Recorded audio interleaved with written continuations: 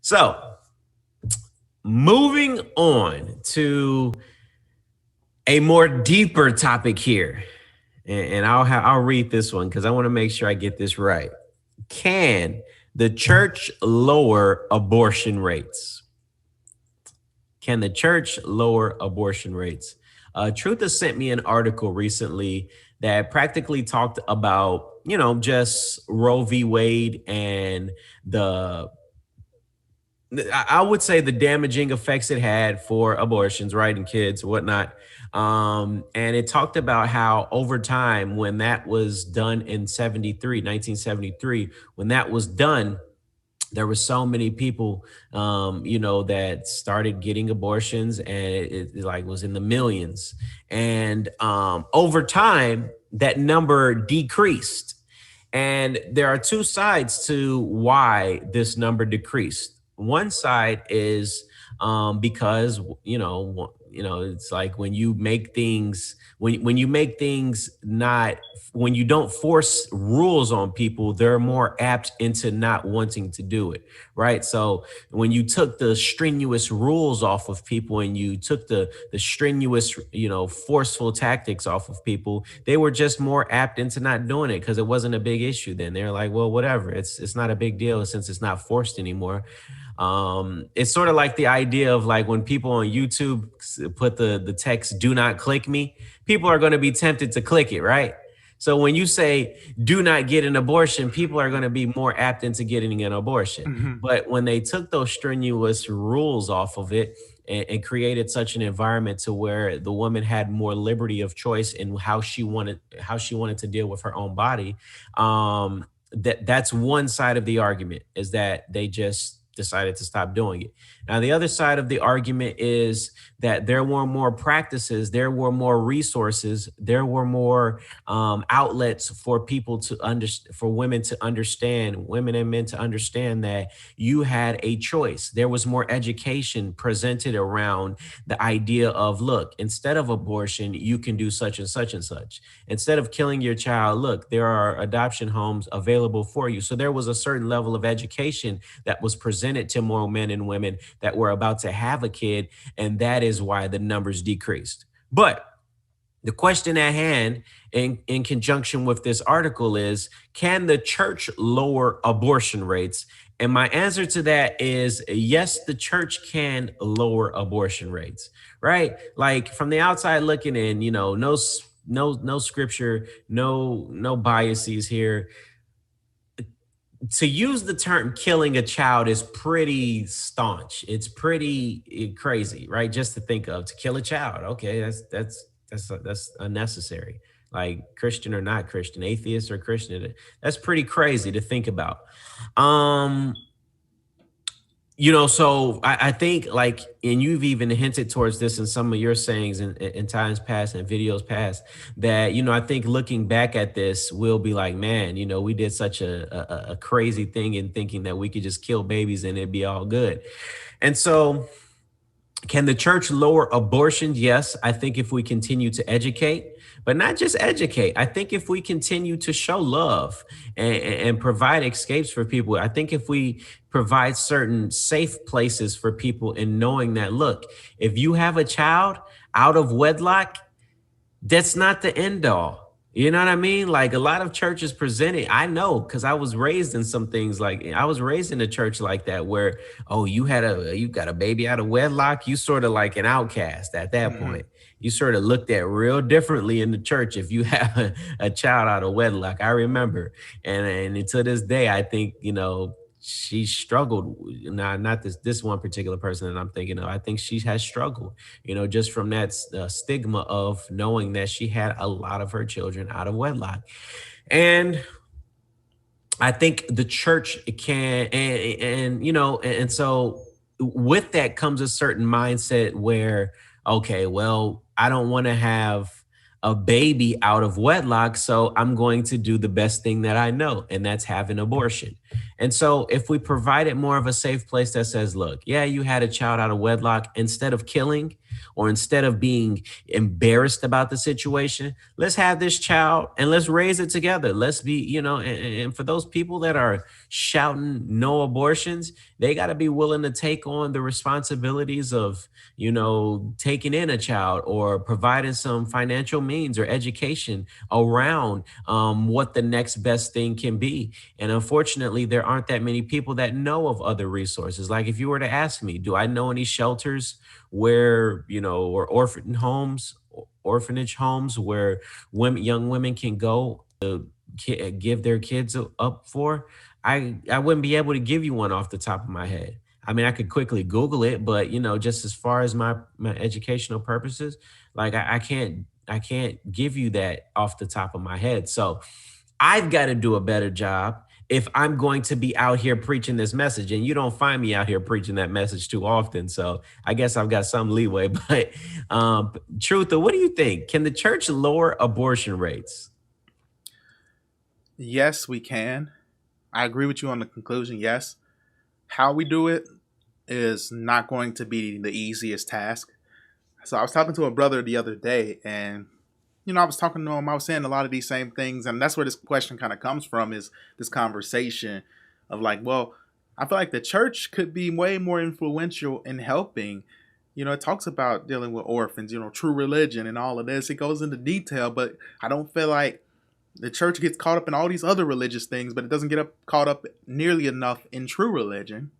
So I was talking these talking points that I have about like the caricature of conservatives only caring about children and life, but while it's in the womb, but when it's out, not coming up with enough to actually deal with that. And the pushback that this person gave me, it wasn't a pushback, but they were like, everything you're saying is fair, but I would rather focus the attention instead of just focusing it on pro-life stances against abortion. I would focus it on pro-life stances against how orphanages are. And he was just running down the cost associated with it. And, it's like almost like paying for college tuition just to have a kid, to adopt a kid. It was like, he was saying the numbers for it. I'm like, it costs that much.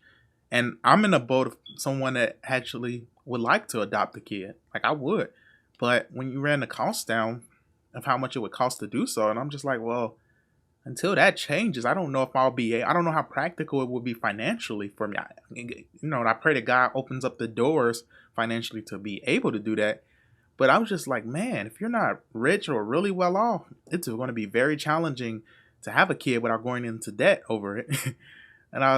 So that really made me think more and more about it. But with all that being said, that's why I think the church can help with this, because I think the church can start to subsidize, in a sense, these things. They can start to fund people and help to support, raise the funds to do so. I think the church can have a much bigger impact than that. And so, like, I don't like criticizing mega churches. I'm not one that's on the bandwagon of criticizing them because I don't know the full scope of what they do. But shame on any mega church that isn't actively sponsoring people to be able to do this. Like I've seen some mega churches do some cool things where they're like giving out, money for giving people cars and homes, and that's all good. That's great, all that stuff. But this is a thing, if we're going to be a church that is pro-life, then we have to deal with the issues of like people who with children that can be adopted. We got to push for that more. We have to make it much more of a process that's not going to put you in debt, but fund it. We need to protest against the barriers that are in place. And then the other option would be foster care. But even with that, once the parent is able to get on their own 2 feet, they can take the child back. And so that's devastating. As devastating it is for a parent to lose a child because they're not able to sufficiently, they're deemed unfit to parent them. Then where you get a kid through foster care and that kid is taken because the parent got it together just enough, and you lose that kid, and then you may not even, like, the kid may not be in a better situation being with their actual family. It may be a terrible situation still for them, but just good enough for them to have their kid versus the better situation that they were just in. So it's really messed up how a lot of this works. And so it's deeper issues than just abortion. And I feel like the church could influence it. I feel like, and this is why I don't get so caught up. People are so devastated over abortion stuff, but I don't get so caught up in it for this simple reason. It is a choice. No one's telling you have to get an abortion, or no one's making you get an abortion. You choose to do so. That is an act of free will. Yes, the government gives opportunities for it. And this is why at one point I was more on the pro-choice. I'm not pro-choice, but I was closer to pro-choice because I'm like, I believe in choice. I believe people should do what the heck they want to do because that I believe God puts us in that situation. And the only drawback that led me not to that route is because the baby doesn't have any say so. The baby can't decide. It wasn't the baby's choice to decide life. So that's why I couldn't be pro-choice, because I don't feel like the baby, I feel like the baby gets done wrong as a result of that.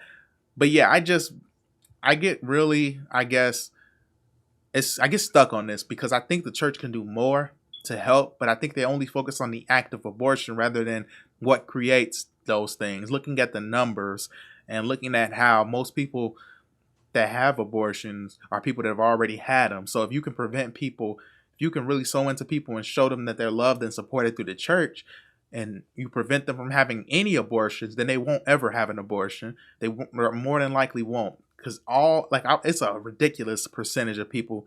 It's pretty much the people that are having abortions are people that have been having abortions over and over. They're not just single time abortion people. So I really feel like if we truly cared about the people that would be in these situations, then we'd be able to resolve this a lot better. Yeah. Those are great points. I think, and I didn't know that it costed that much for a couple or a person to take on a child, as far as adoption goes. I didn't know it was that much money. And I think that is, D1 said it best. People are quick to give their opinion, but slow to get their assistance. There are a lot of people, it's easier to slander than support.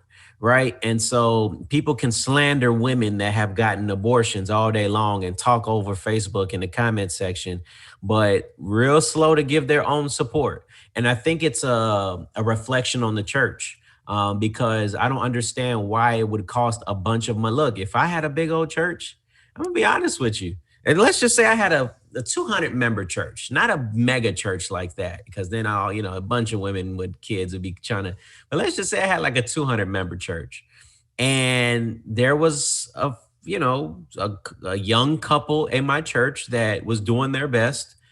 They got into it, whatever, whatnot. They end up separating, and the woman is by herself, and it comes to find out she's pregnant. And she can't take care of it. Like, I know her financial means, her lifestyle, she just can't take care of it.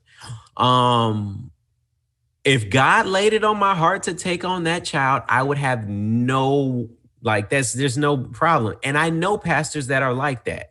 So for me to even try to comprehend why it costs so much money through these agencies, these probably federal agencies, that these federal, businesses, federally funded businesses, I think maybe. I don't understand why it costs so much money. And I think that if the church was willing, and I see it all over my Twitter, it's like, well, no, I'm here to take on children. Like, I'd take on children before you abort it. Like, I see these things, but I just don't know how accessible and practical that truly is, because I can't even think of any places where, I can just go to look into, adoption or things of that nature. So I think it's a reflection on the church. I think that the church can lower abortion through its love, through its care.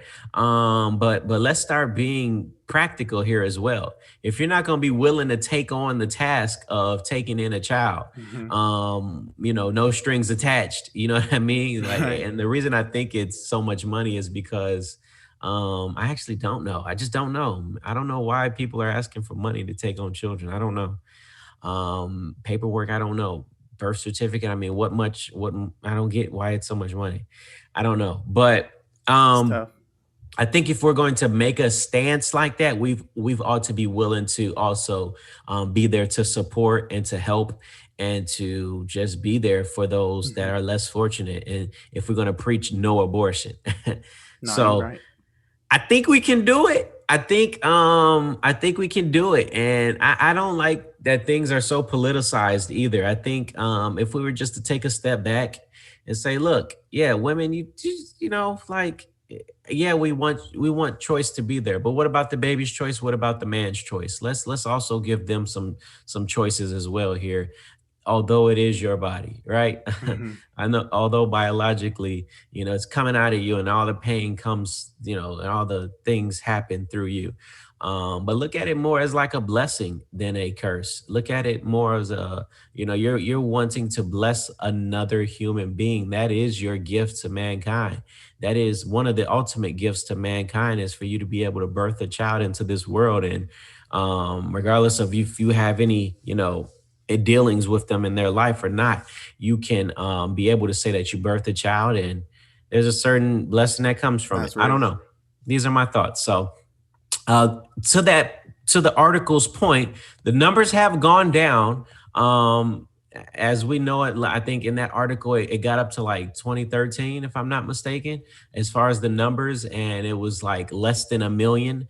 So I think from looking at history and that case of Roe v. Wade, I think the numbers have gone down, and that is a huge feat. That's a huge accomplishment. So I think we could be happy in saying that the church has been doing something good, and I think if we continue to do great things, if we just continue to let our light shine, if we continue to let our light shine, I think this, like, if we continue to point people to Jesus, He will draw all men. And so I'm excited in knowing that there are more people that are opting to do something better for their something, more positive instead of what I would say is negative. But at the end of the day, we'll all be judged for the actions that we commit. So, you got any more thoughts on this topic? No, man, I don't, man. We just gotta. It's something that we can work. Even if we can't do nothing about it, we can work toward solutions and be informed about what can we do politically. Where are the opportunities? Where are the things that we can like sow into? What organizations are trying to present this to our politicians? Who we can sow into to actually make these things more plausible and actually influence it. Not just people that's like, no abortion, get rid of Planned Parenthood. Like some places that have gotten rid of Planned Parenthood, it was abortions, but guess what? Planned Parenthood did more than abortion. So now you took away the only clinic that would do a certain surgery on a woman. So like, it has to be much more nuanced. People got to stop being so ignorant and so close-minded to these things and understand that, you know, abortion is a choice, and it is, as it currently stands, legal. Far too many babies have died, but that doesn't just go at the hands of liberals or Democrats. It goes. It was a conservative judge. It was conservative judges that passed it through to the Supreme Court, predominantly conservatives, that did it. They allowed that to happen. So, what does that tell us? We have some say in why this is the case too. So, but at the end of the day, as a church, we have to influence the culture. So we can influence the culture to stray away from abortion. No, but I don't think it's just anybody that just thinks abortion is just the greatest thing. Killing babies is good. But I think it's justified because of the condition of man. And so because it's justified, we have to influence the culture to remove that justification and to take back that responsibility, but also have options so that it's not just a matter of responsibility, but to know that, like, hey, I'm in a terrible situation. I'm 14 years old and I'm pregnant. I have no education. I was a freshman in high school. I have no means to take care of myself. I don't want to be under government assistance only. You know, there has to be a path for me to get things together. This shouldn't be the end for me. I shouldn't have to get an abortion to have an opportunity at success, nor should me getting pregnant, even though I don't agree with that, of course. But like getting pregnant at 14 or at a young age should not be the only option. Shouldn't be abortion or struggle for the rest of your life. It should be a path that you can, and there probably are. And we need to, and that's something that I'm going to do as a result of this conversation, is look into more avenues that we can present to people so that way we have the resources to help them to know, hey, there's an organization that does this. They provide this service. They're funding education. They're funding your, babysitting, all of that. They'll give, religious organizations that do so. So That's kind of that's the where I'm leaving off at. Yes, sir. Yeah, man. Crazy times. But I think you're right. The church should be the influence on culture. And that's for every topic that we talk about. The Yes, church sir. should be the influence. The church should be a place where people can go to know, okay, well, maybe you are right. Maybe this Jesus thing you've been preaching is okay, and I can adhere to it.